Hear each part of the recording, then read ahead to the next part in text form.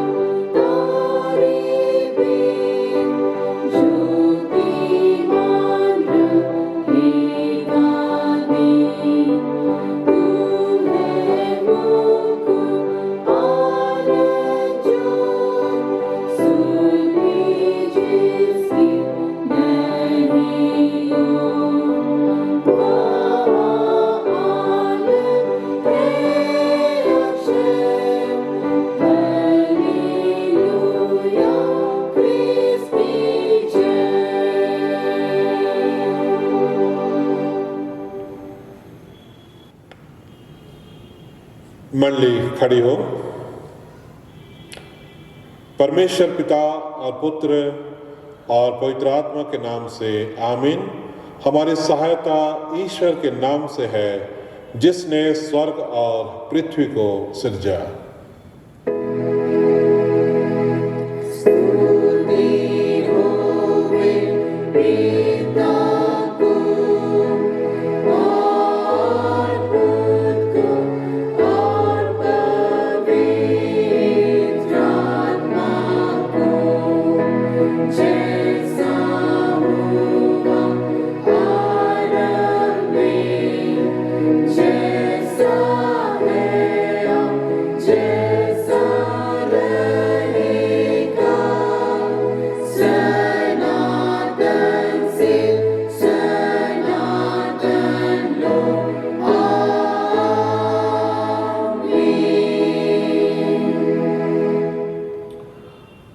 हम ईश्वर के सामने अपने पापों को दीनताई से मान लें।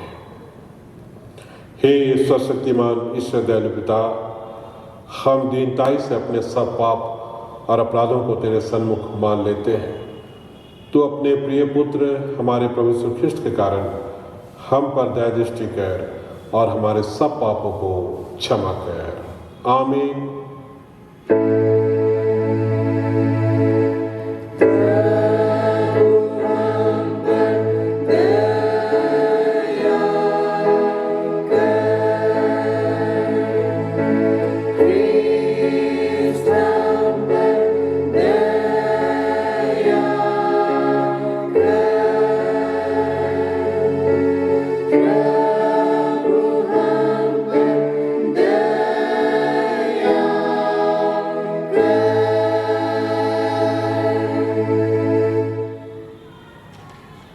मैं तुमसे सच सच कहता हूँ, जो मेरा वचन सुनकर मेरे भेजनेहारे पर विश्वास करता है उसका अनंत जीवन है और दंड की आज्ञा उस पर नहीं होती, परंतु वह मृत्यु से पार होके जीवन में पहुँचा है। आमीन।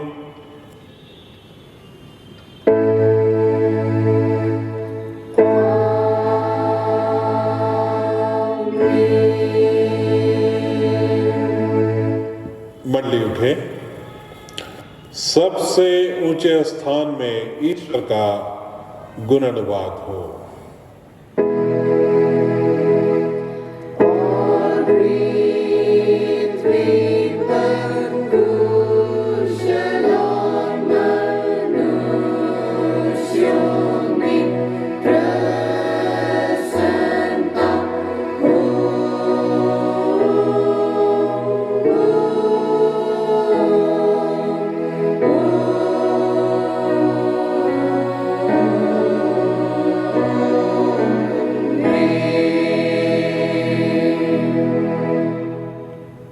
प्रभु तुम्हारे संग हो।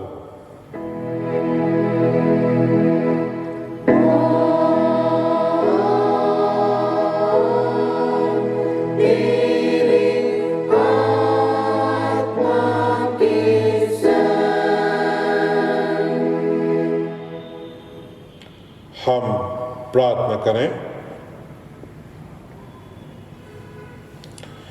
हे सर्वशक्तिमान ईश्वर, तूने अपने इकलौते पुत्र को अन्य देशियों के लिए भी प्रकाश किया है।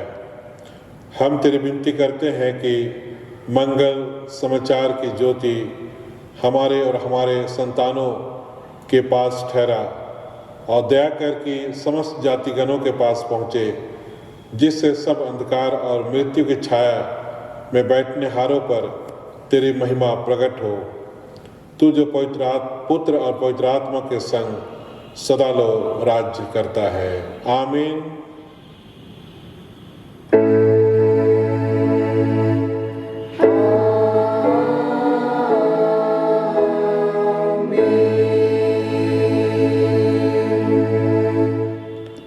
आज के लिए जो पहला वचन ठहराया गया है, जो मिलता है मत्ती रचित सुसमाचार उसका 5वां अध्याय उसके 13 पद से आगे 17वें पद तक। मत्ती 5:13 से 17। उसमें ईश्वर का वचन ऐसा लिखा है, यह न समझो कि मैं व्यवस्था या भविष्यवक्ताओं की पुस्तकों को लोप करने आया हूँ। लोप करने नहीं परंतु पूरा करने आया हूँ, क्योंकि मैं तुमसे सच कहता हूँ कि जब तक आकाश और पृथ्वी टल न जाए तब तक व्यवस्था की एक मात्रा या एक बिंदु भी बिना पूरा हुए नहीं टलेगा। इसलिए जो कोई इन छोटी से छोटी आज्ञाओं में से किसी एक को तोड़े और वैसा ही लोगों को सिखाए, वह स्वर्ग के राज्य में सबसे छोटा कहलाएगा, परंतु जो कोई इन आज्ञाओं का पालन करेगा और उन्हें सिखाएगा, वही स्वर्ग के राज्य में महान कहलाएगा। आमीन। तेरा धन्यवाद हो हे क्रिस्त यीशु। हालेलुया।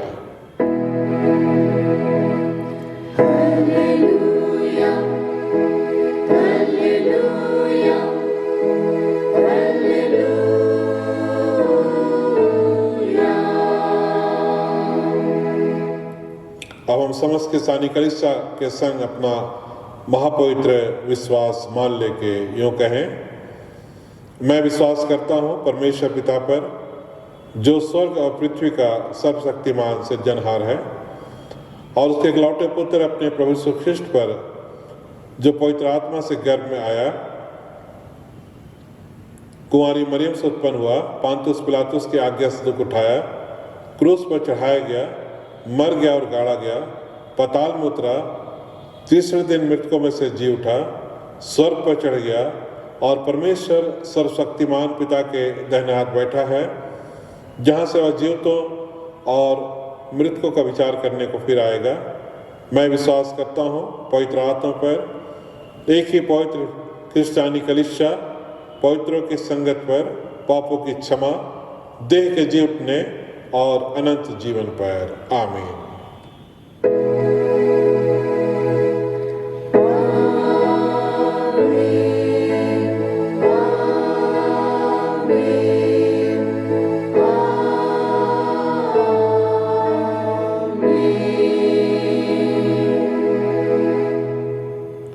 मंडली बैठ जाएगी। हम लोग अगला गीत हम लोग गाएंगे, साक्षी बानी गीत नंबर 38, साक्षी बानी गीत नंबर 38, ज्योतिमान तारे चल आगे हमारे। चलो।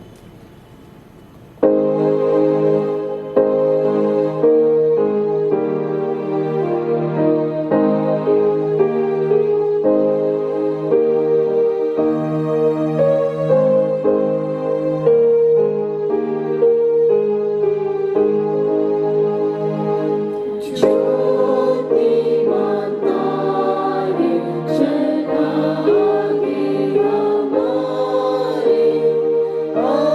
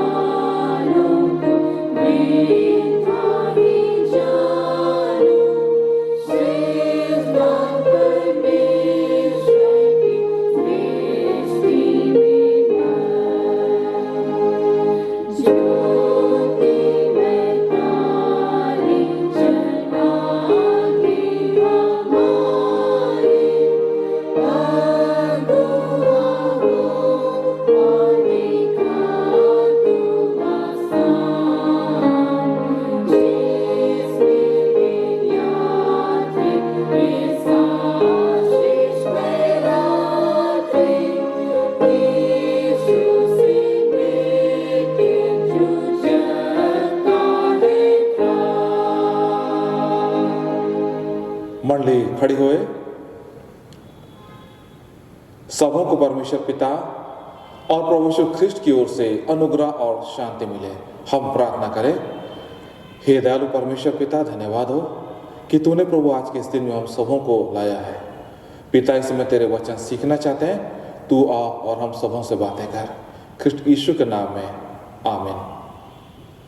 परमेश्वर के पवित्र वचन में से हम सुने पहला यूहन्ना उसके 3 अध्याय पद 1 से लेकर पद संख्या 6 तक।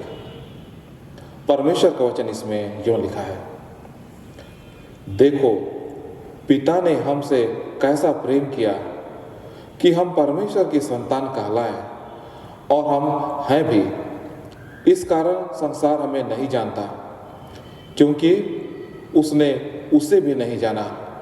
हे प्रियो, अब हम परमेश्वर की संतान हैं, और अभी तक यह प्रकट नहीं हुआ कि हम क्या कुछ होंगे। इतना जानते हैं कि जब वह प्रकट होगा तो हम उसके समान होंगे, क्योंकि उसको वैसा ही देखेंगे जैसा वह है। और जो कोई उस पर यह आशा रखता है, वह अपने आप को वैसा ही पवित्र करता है जैसा वह पवित्र है। जो कोई पाप करता है वह व्यवस्था का विरोध करता है, और पाप तो व्यवस्था का विरोध है। तुम जानते हो कि वह इसलिए प्रकट हुआ है कि पापों को हर ले जाए, और उसके स्वभाव में पाप नहीं। जो कोई उसमें बना रहता है वह पाप नहीं करता।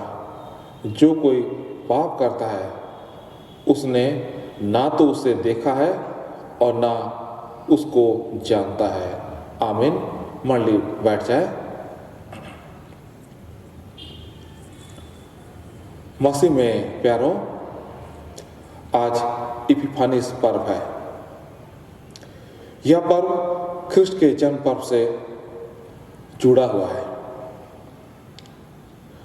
आज जो मुख्य विषय होता है वह है कि परमेश्वर का प्रगटीकरण, और यह प्रगटीकरण सीधे कहा जाए तो अन्य जातियों में अर्थात गैर इस्राएलियों पर प्रगटीकरण। उसके साथ ही परमेश्वर का प्रगटीकरण हर एक मानव जाति के प्रति, हर एक पर जो हुआ है उसको हम लोग ध्यान करते हैं। प्रभु यीशु मसीह के जन्म के रोज गडरियों को संदेश मिला और वे उसे देखने आए। मत्ती उसके 2 अध्याय में ज्योतिषियों की चर्चा है। कई ज्योतिषी पूर्व से यीशु को खोजने के लिए आए। उन्होंने पूर्व में तारा देखा था, और उसके अनुसार वे अपना भेंट लेकर, सोना लोबान कंदरस लेकर यरूशलेम पहुंचते हैं और पूछने लगते हैं कि इस्राएलियों का अधिपति जिसका जन्म हुआ कहाँ है। उसी घटना को इपिफानिस पर्व में स्मरण किया जाता है, अर्थात परमेश्वर का प्रगटीकरण अन्य जातियों पर। जो ज्योतिषी पूर्व से आए थे वे इस्राएल के नहीं थे। जितना उनको समझ था उसके अनुसार परमेश्वर ने संकेतों के माध्यम से उनसे बातें किया, या कहा जाए अपने आप को उनके समझ के अनुसार प्रकट किया। अर्थात वे तारों को देखकर जो उनका ज्ञान था उनके अनुसार उनको लगा कि किसी का तो जन्म हुआ है इस्राएलियों के बीच में से, जो उनका अगुआ होगा। और जो उनको समझ मिली उसके अनुसार वे 3 भेंट लेकर चल पड़े। इसी घटना को हम इपिफानिस पर्व में स्मरण करते हैं। उसके साथ ही जो परमेश्वर का प्रगटीकरण हमारे मध्य हुआ है उसको स्मरण करते हैं। इपिफानिस करता है परमेश्वर का प्रगटीकरण। मत्ती रचित सुसमाचार में हम एक बात को स्पष्ट रूप से पाते हैं कि लेखक जिसने लिखा अर्थात मत्ती, वह इस बात पर ध्यान दे रहा था और उसका प्रयास था कि उसके पुस्तक को पढ़ने वाले केवल इस्राएल के नहीं होंगे, परंतु ऐसे भी होंगे जो इस्राएली नहीं है। इसलिए मत्ती में उसने उस घटना को वर्णन किया, ज्योतिषियों का आगमन। वैसे अन्य और बात से यह प्रकट है। परमेश्वर हम सबों से प्रेम करता है और ख्रिस्त ने जो कहा मत्ती यूहन्ना 3:16 में, उसमें लिखता है कि परमेश्वर ने जगत से ऐसा प्रेम किया कि उसने अपना इकलौता पुत्र दे दिया ताकि जो कोई इस पर विश्वास करे वह नाश न हो परंतु अनंत जीवन पाए। कि परमेश्वर का प्रकटीकरण का सबसे बड़ा प्रमाण यह है कि उसने अपने बेटे को देहधारी कराया। मनुष्य पर परमेश्वर ने अपने बेटे को प्रकट कर दिया। वह सच्चा ईश्वर होते हुए सच्चा मनुष्य बना। इस्राएलियों पर वह प्रकट हुआ और केवल इतना ही नहीं, परंतु परमेश्वर व्यक्तिगत रूप से लोगों के लिए अवसर दिया कि वे उसको समझ पाए। जैसा ख्रिस्त के जन्म के कुछ दिन के बाद की घटना है, जब बालक यीशु को यरूशलेम लाया गया। उस समय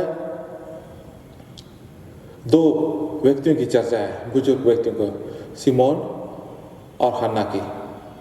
परमेश्वर ने उन दोनों को अलग अलग रीति से प्रकट किया कि आने वाला है कोई, वह आने वाला है जिसकी तुम प्रतीक्षा कर रहे हो। और इन घटनाओं के विषय में हम लोग लूका रचित सुसमाचार में पाते हैं। अर्थात परमेश्वर का बेटा तो प्रकट हुआ अथवा देहधारी हुआ, लेकिन परमेश्वर ने लोगों पर यीशु के विषय प्रकट किया। अर्थात लोग को परमेश्वर समझ दिया कि वे जाने कि कौन है बोलकर। और यीशु के जन्म से पहले की बातों को अगर देखा जाए तो मरियम को भी परमेश्वर ने यह बताया कि जो आने वाला है वह कौन है बोलकर। यूसुफ के जीवन पर भी परमेश्वर ने यह प्रकट किया कि वह पवित्र जन है बोलकर। उसी क्रम में हम जो गैर इस्राएली हैं, परमेश्वर ने हमारे मध्य में भी अपने बेटे को प्रकट किया है। वर्षों पहले जब यीशु का संदेश लेकर मिशनरी यहाँ पर आए और उन्होंने यीशु के विषय हमारे लोगों को बताने शुरू किया, तो हमारे जो समय के पूर्वज थे उन्होंने सुना कि यह कौन सा संदेश लेकर हमारे मध्य में आए हैं। और जब उन्होंने सुना और समझने का प्रयास किया तो उन्होंने यह पाया कि वे उन्हीं बातों को बता रहे हैं जो वे पहले से माना करते हैं। अर्थात जैसा कि बाइबल में बात प्रकट की है कि हम एक दूसरे से प्रेम रखें, मनुष्य हत्या ना करें, व्यभिचार ना करें, चोरी ना करें, लालच ना करें, अपने माता पिता का आदर करें। तो हमारे पूर्वजों ने पाया ये तो हमारी तरह की बातों को कह रहे हैं, कोई बुरी बात नहीं परंतु अच्छा है। और उन्होंने अपना ध्यान मिशनरियों की शिक्षाओं पर लगाया और सुनने का प्रयास करने लगे कि वे क्या बता रहे हैं। और इस प्रकार वे शिक्षाओं में आगे बढ़ने लगे। मिशनरी जितना हो सके वे परमेश्वर के वचनों को बता रहे थे। दूसरी ओर परमेश्वर हमारे पूर्वजों से बातें करने लगा आत्मिक रूप से, अर्थात पवित्र आत्मा जब हमारे पूर्वज परमेश्वर के वचनों को सुनते थे उनके हृदय से बातें करने लगा और उन्हें कायल किया कि वे इस शिक्षा में आगे बढ़ें और आगे बढ़ते चले जाएं। और पवित्र आत्मा ही नहीं, उन्हें प्रेरित किया अपनी अवस्था को समझने का। जैसा पवित्र आत्मा कार्य के विषय यीशु ने बताया है। प्रभु यीशु मसीह ने यह बताया कि जब वह आएगा तो हमें पाप के विषय बताएगा, धार्मिकता के विषय बताएगा, न्याय के विषय बताएगा।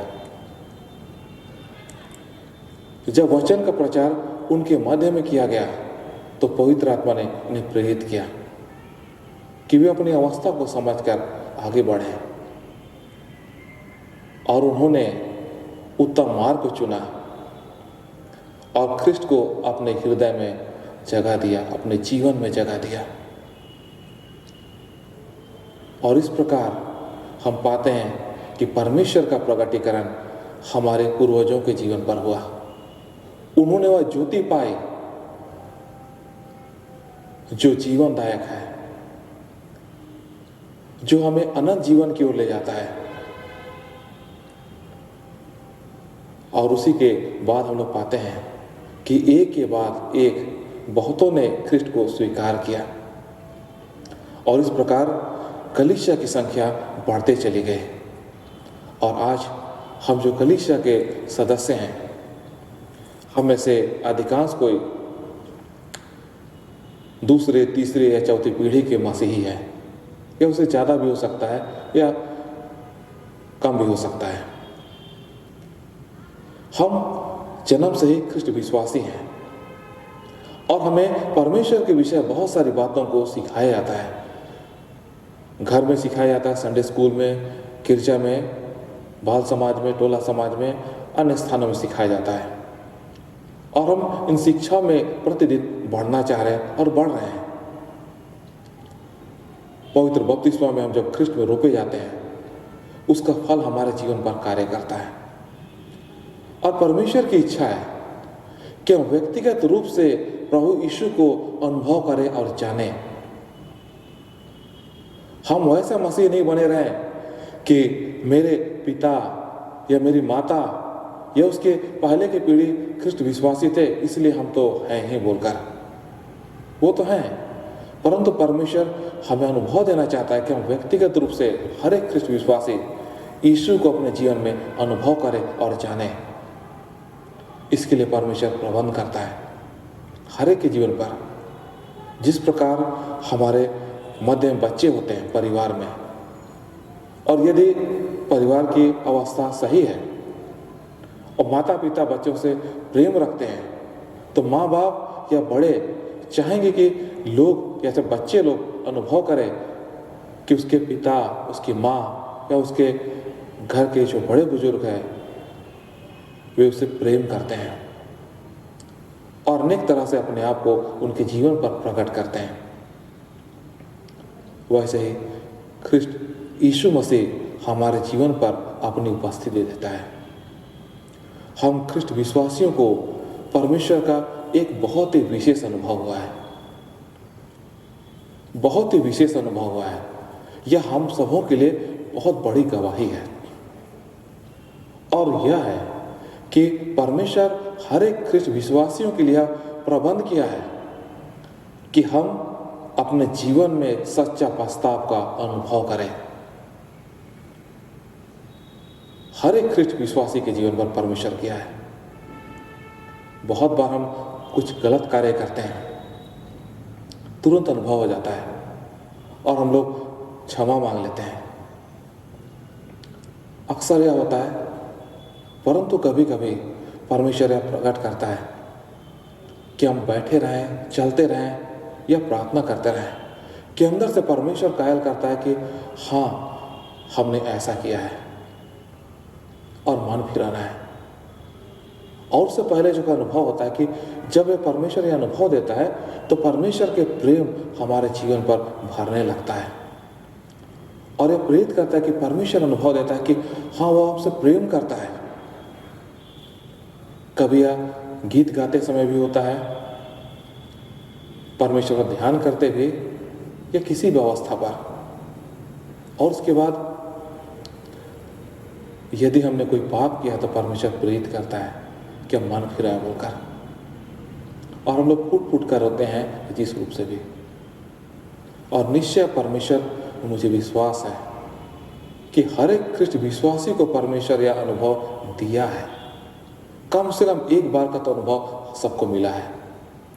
और यदि हम लोग अपने जीवन को टटोल कर देखें, एक नहीं परंतु यह अनुभव बहुतों को बहुत बार बार हुआ है और होगा भी। क्या क्या प्रकट करता है कि हम केवल जन्मजात मसीही नहीं है या एक संगठन के रूप में ख्रिस्ट विश्वासी क्रिश्चियन उस रूप से नहीं है, परंतु पवित्र आत्मा हमें व्यक्तिगत रूप से स्पर्श करता है कि हमारे जीवन से बुरी बातें हटे और हम लोग ख्रिस्ट के स्वभाव में बढ़ते चले जाएं। वैसा ही परमेश्वर हम सबों के लिए प्रबंध करता है कि प्रभु यीशु मसीह को हम व्यक्तिगत रूप से अनुभव करें और आगे बढ़ते चले जाएं। परमेश्वर सबके लिए प्रबंध करता है कि हम विश्वास में परिपक्व होते चले जाएं। जो कलीसिया में दृढ़ीकरण का विधान है उसको हम लोग इसी में और बढ़िया समझ सकते हैं। दृढ़ीकरण जो होता है वह यह होता है कि जो इनका दृढ़ीकरण होता है वह अंगीकार करते हैं कि जो बचपन में बपतिस्मा दिया गया है उसको मैं स्वीकार करता हूं, अंगीकार करता हूं कि यह मेरे लिए भला हुआ। मैं ख्रिस्ट को अंगीकार करता हूं सबों के सामने। अर्थात जब हमारा बचपना बीतने लगता है, एक एक हम दिन बिताते हैं, जब हम धीरे धीरे परिपक्व होते चले जाते हैं प्रभु में, तो ऐसा अनुभव होता है कि जिसको हमने हृदय से अनुभव किया है, करना शुरू किया है, आगे बढ़े और दृढ़ीकरण ले लेना है। ये दृढ़ीकरण की मूल बातें हैं कि परमेश्वर हम पर प्रकट किया और हम इसको स्वीकार कर रहे हैं। आज इपिफानिस पर्व है और इसमें हम लोग परमेश्वर के उस महान कार्य को अनुभव करते हैं। परमेश्वर हर एक के जीवन पर प्रतिदिन अपनी उपस्थिति देता है और देना चाहता है, और वह चाहता है कि हम उसे जाने कि वह कौन है और उसकी बुलाहट में दिन प्रतिदिन बढ़ते चले जाएं। आज के वचन में इसी का कि परमेश्वर के बेटे यीशु के विषय में कि जब वह प्रकट होगा अर्थात जो आने वाला है तो हम जाने कि वह कैसा है बोलकर। लेकिन जब प्रभु यीशु मसीह हमारे जीवन पर राज्य करता है तो यह अनुभव शुरू हो गया हमारे जीवन पर। पवित्र आत्मा हमारे अंदर में से बुरी बातों को हटाता है, जैसा आज के वचन में प्रकट है। उसमें लिखा हुआ है कि उसके स्वभाव में पाप नहीं। पहला यूहन्ना 3:5 में जो है, ख्रिस्ट के स्वभाव में पाप नहीं है। पवित्र आत्मा हमारे जीवन पर यही अवस्था लाना चाहता है कि हमारे अंदर में बुरी बातों को वह प्रतिदिन घटाए और ख्रिस्ट के स्वभाव को बढ़ाता चला जाए। यही है परमेश्वर का प्रकटीकरण। वह हर एक ख्रिस्ट विश्वासी के जीवन पर दिया है कि हमारा पुराना स्वभाव अर्थात पुराना आदमी स्वभाव दिन प्रतिदिन घटता चला जाए और हम हर दिन ख्रिस्ट के स्वभाव में बढ़ते चले जाएं। परमेश्वर हम मनुष्यों को स्वतंत्र अधिकार देकर रखा है। पवित्र आत्मा जब किसी के जीवन पर ख्रिस्ट के स्वभाव को प्रकट करता है तो हमारे लिए वह स्वतंत्र अधिकार दे दिया है कि क्या हम उसे स्वीकार करें कि नहीं करें बोलकर। जब वह हमें ख्रिस्ट के स्वभाव में बढ़ाना चाहता है और यदि कोई सोचे कि हाँ मैं तो ख्रिस्ट को मानता हूं, वो आने वाला है, उसे मानता हूं, उसका जन्म बैतुलहम हुआ, बहुत सारी बातों को, लेकिन सोचेगा नहीं थोड़ा समय पापमय जीवन का तथाकथित आनंद मना लो, उसके बाद आराम से प्रभु तो है ही बोलते हैं। अगर इस प्रकार हम सोचने लगे और व्यवहार करें तो हमारे अंदर का जो हृदय है अर्थात अंतःकरण वह कठोर होता चला जाएगा और हमारे अंदर में ख्रिस्ट का स्वभाव नहीं परंतु ख्रिस्ट विरोधी का स्वभाव बढ़ेगा। परंतु जब हम पवित्र आत्मा से कहें आ हे पवित्र आत्मा अपना कार्य हमारे जीवन पर कर, तो वह हमारे जीवन पर ख्रिस्ट के स्वभाव को भरेगा। जिस प्रकार एक अच्छा पेड़ बढ़ने लगता है, एक बीज अंकुरित होकर बढ़ता है, उसी प्रकार जब हर एक ख्रिस्ट विश्वासी ख्रिस्ट में जोड़े हुए हैं हम, तो निश्चय हमारे स्वभाव के अंदर से यीशु का स्वभाव बढ़ेगा। स्वाभाविक रीति से हम बढ़ेंगे, परंतु यदि कोई मन कठोर करे तो जैसा वह बढ़ेगा, बढ़ना है वैसा नहीं हो पाता है। हमारे लिए है कि हम अपने आप को प्रतिदिन प्रभु में सौंपें, कि उसके डील डॉल में बढ़ते चले जाए और हमारे जीवन के द्वारा परमेश्वर बहुतों के लिए क्रिस्त के नाम पर आशीष उंडेलेगा। परमेश्वर इन वचनों के द्वारा हम सबों को बहुतायत की आशीष दे। आमीन। हम प्रार्थना करें। हे प्रभु यीशु ख्रिस्ट, तेरा धन्यवाद हो कि तू हम सबों से बहुत प्यार करता है और तू प्रभु हम हर एक ख्रिस्त विश्वासी के जीवन पर अपने आप को प्रकट किया है और यह चाहता है प्रभु कि हम दिन प्रतिदिन तेरे स्वभाव में, तेरे डील डॉल में बढ़ते चले जाएं। और पवित्र आत्मा तू प्रभु इसमें हम सबों की सहायता करता है। हे त्रिएक परमेश्वर पिता, पुत्र, पवित्र आत्मा, हमें दृढ़ मजबूत कर कि हमें से कोई भी, अर्थात हमें से कोई भी ख्रिस्ट विश्वासी तेरे उत्तम मार्ग से भटकने ना पाए, वरन प्रभु दिन प्रतिदिन बढ़ता चला जाए और जो तूने हम सबों के लिए ठहराया है, अर्थात जीवन का मुकुट, उसे हम सबों को प्राप्त करें। हे पिता, इस संसार में बहुत सारे ऐसे लोग हैं प्रभु जो जीवन की लालसा रखते हैं, अनंत जीवन की लालसा रखते हैं, परंतु वे नहीं जानते हैं कि यह तो प्रभु यीशु मसीह तुझ में है। हम इस्तेमाल कर कि प्रभु बहुतों को हम तेरे प्रेम संदेश पहुंचा पाए, ताकि प्रभु जो अंधकार में है वे ज्योति में आ पाए। पिता, यह प्रार्थना ख्रिस्त यीशु के नाम से दया से ग्रहण कर। आमीन। और परमेश्वर की शांति जो समस्त ज्ञान से परे है, ख्रिस्त यीशु में प्रत्येक के मन और अंतःकरण की रक्षा करे, अब से सदा लो। आमीन। हम आगे तीसरा गीत गाएंगे, साक्षीवाणी 39, साक्षीवाणी 39, हम पूर्व देश के राजा हैं।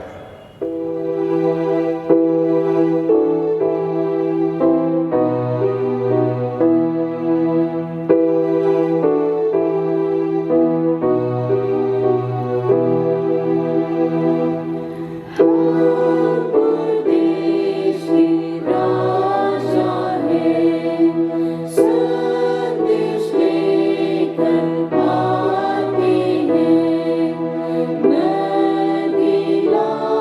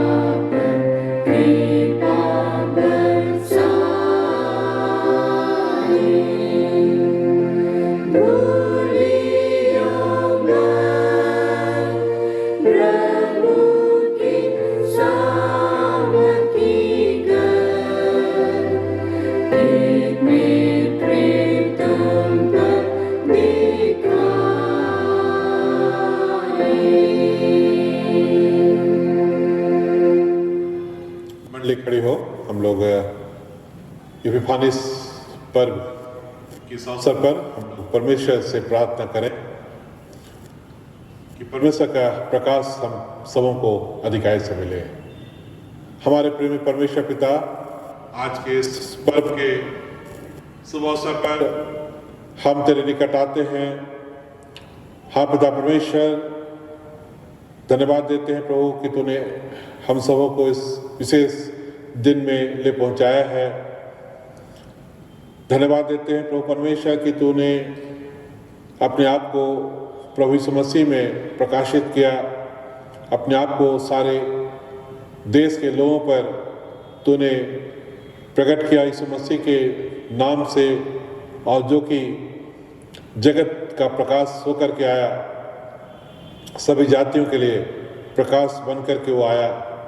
और जिसने कहा मैं जगत की ज्योति हूँ, जो मेरे पीछे होलेगा वह अंधकार में ना चलेगा वरन जीवन की ज्योति पाएगा। हाँ पिता परमेश्वर, हम इस इपिफानिस पर्व के अवसर पर एक एक के लिए प्रार्थना करते हैं कि वह प्रकाश हर एक पर चमकने पाए, एक एक ख्रिस्त विश्वासी पर वह प्रकाश चमकने पाए, वरन एक एक लोगों पर जो इस प्रार्थना को सुन रहे हैं, हर एक पर प्रभु का प्रकाश चमकने पाए और वे तेरी सच्ची ज्योति को पहचान सकें, तेरे सच्चे प्रकाश को देख सकें, जो कि प्रभु तूने अपने आप को प्रभु यीशु मसीह में सारे लोगों के लिए प्रकट कर दिया है। हाँ पिता, और आज सच में हम जो भी प्रभु परमेश्वर तेरी ओर देख रहे हैं, तेरी ओर ताक रहे हैं, तेरा प्रकाश हमारे द्वारा से प्रभु दूसरों तक पहुंचने पाए और सभी लोग जाने कि तू हम सबों के लिए इस जगत का प्रकाश लेकर के आया, जगत का प्रकाश बन करके आया। हाँ पिता परमेश्वर, और सभी तेरे उस अद्भुत ज्योति में बुलाए गए हैं कि हम उसके योग्य चाल चले। आज उस प्रकाश को हम अपने जीवन से प्रकट करने पाए।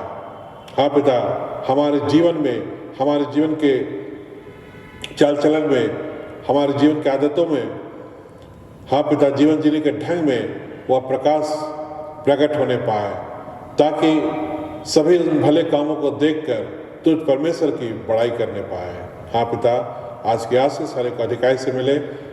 फिर भी हम रोगी दुखियों की याद करते हैं पिता, जो घर या अस्पताल में हैं, वे यीशु नाम में चंगे हो, यीशु नाम में स्वस्थ हो, और जो भी इस वक्त वैक्सीन देने का प्रयास किया जा रहा है प्रभु, उस वैक्सीन पर भी तेरी आशीष हो और वह सब तक समय पर पहुंच सके। हाँ पिता परमेश्वर, हम प्रार्थना करते हैं आज दिन भर हम सबों के साथ हो, हर एक बात तुम्हारे कामों में तू ही अगुवाई कर और होने दे प्रभु कि हम, जबकि अब साल के आरंभिक समय में है, इस नए साल में 2021 में हम तेरी ही अगुवाई में होकर, तेरे प्रकाश में होकर, तेरी दिव्य सामर्थ में होकर, भक्ति के साथ में और सच्चाई के साथ में हम जीवन व्यतीत करने पाएँ। हमारी ये प्रार्थना है मसीह यीशु के नाम में, सुन। और पिता परमेश्वर, हम उस दानों को भी तेरे हाथों में सौंपते हैं, जो भी दान अर्पण किए गए हैं, विभिन्न दानों को तेरे हाथों में सौंपते हैं। बड़ी आशीष उसे उस पर दे, उसे तू ही ग्रहण कर, हर एक दाताओं को अपनी आशीष से तू परिपूर्ण कर, हर एक के भंडार भरे रहे। हमारी ये प्रार्थना मसीह यीशु के नाम में है, सुन और ग्रहण कर, आमीन। हम प्रभु की प्रार्थना करें। हे हमारे पिता, तू जो स्वर्ग में है, तेरा नाम पवित्र किया जावे, तेरा राज आए, तेरी इच्छा जैसे स्वर्ग में से पृथ्वी पर भी हो। हमारी प्रतिदिन की रोटी आज हमको दे, और हमारे अपराधों को क्षमा कर, जैसे हम भी अपने अपराधियों को क्षमा करते हैं, और उनको परीक्षा मत डाल, परंतु बुरे से छुड़ा, क्योंकि राज और पराक्रम महात्म सदा तेरी है। आमीन।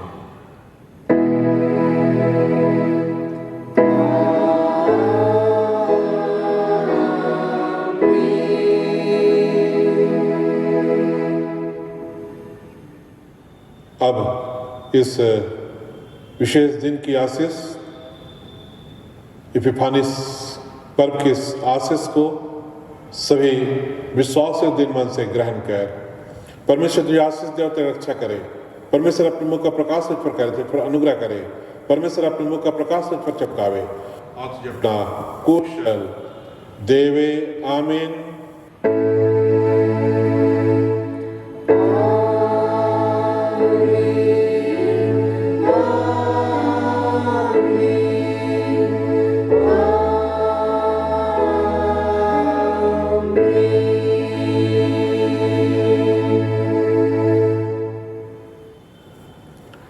यीशु साहब है।